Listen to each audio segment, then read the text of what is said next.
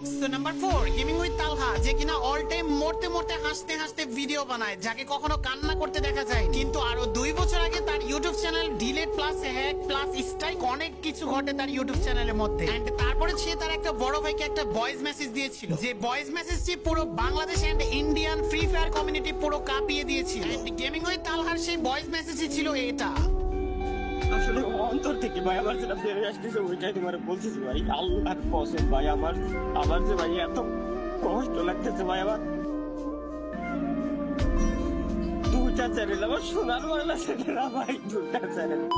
সুগেশ শুনতে পেলেন gaming with তালহার কান্না করা ভয়েস, যে ভয়েসটি পুরোপুরি ভাবে Bangladesh and free fire community কাঁপিয়ে দিয়েছে। যাই হোক গাইস, আপনাদের কাছে গেমিং উইথ তালহার ভিডিওগুলো কেমন লাগে এন্ড গেমিং উইথ তালহাকে কেমন লাগে অবভিয়াসলি কমেন্টে জানাই দিয়ে।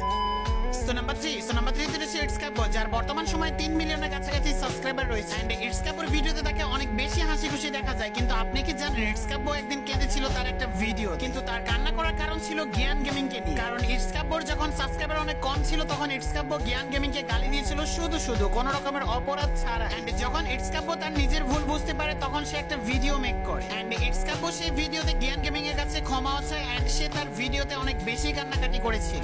দিছিলাম কসম কসম কসম, আমি শুধুমাত্র মানে মাথায় কি ঢুকছিল যায় না, আমি কয়টা মানুষের সামনে একটা হাইলাইট পাওয়ার জন্য তোমাদের গালি দিছিলাম রে আই রে আই রে আই রে। এটা বোকাচোদা তো দাদা, এটা বোকাচোদা ভাই। আমার তোমার কাছ থেকে কিচ্ছু লাগবে না, তুমি ভিডিওতে এসে একটা কমেন্ট করে দিও যে তোকে ক্ষমা করে দিছি, তাইলেই হবে গো। আমার সত্যি অনেক অনেক খারাপ লাগে, আমি একটা আপন ভাই হারাই ফেলছি গো।